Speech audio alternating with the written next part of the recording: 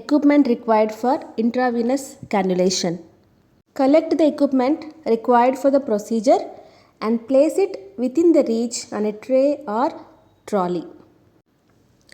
A clean procedure tray contains non-sterile gloves, disposable apron if needed, tourniquet, cannulas of appropriate size, sterile dressing pack to provide a sterile field, cannula dressing, Luer lock cannula cap or extension set, gauze swabs, normal saline, syringe, alcohol swab, Sharps container. These are the equipment required for IV cannulation. Before starting the procedure, wash your hands thoroughly. Confirm the patient's name and date of birth. Obtain consent to proceed with intravenous cannulation. Wear personal protective equipment if appropriate. Introduce yourself to the patient, including your name and role and what procedure you are going to perform. Check if the patient has any allergies. Then we need to adequately expose the patient's arm for performing the procedure. Provide comfortable position, and we need to inspect the patient's arm for an appropriate cannulation site. After that, we need to apply the tourniquet approximately 4 to 5 finger width above the planned cannulation site. Then we need to remove the cannula sheath and prepare the cannula for insertion. Inform the patient that they will experience a sharp scratch. Open the cannula wings if present.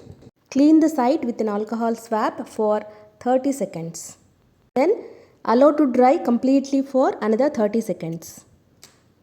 Then we need to palpate the vein to assess if the selected vein is suitable. Now prepare the cannula. Open the cannula wings if present. Anchor the vein with your non-dominant hand from below by gently pulling on the skin distal to the insertion site. Now insert the cannula directly above the vein through the skin at an angle of 10 to 30 degrees with the bevel facing upwards. Observe for a flashback of blood into the cannula chamber, which confirms that the needle has punctured the vein. Insert the cannula and then advance the needle further 2 mm after flashback is observed to ensure it's within the vein's lumen. Apply pressure to the proximal vein close to the tip of the cannula to reduce bleeding. And connect the cap. Apply an adhesive strip to secure the cannula wings to the skin. We need to follow the procedure according to the institutional policies. We can inject the normal saline into the cannula using the flush we already prepared earlier. That secure the cannula with a dressing if the cannula flush is successful. Now explain to the patient that the procedure is complete. Thank the patient for their support. Wash your hands and replace the equipment. Document the details of the procedure on a cannulation chart or in the patient's note. Also mention the date and put your signature. And this is the procedure for IV cannulation.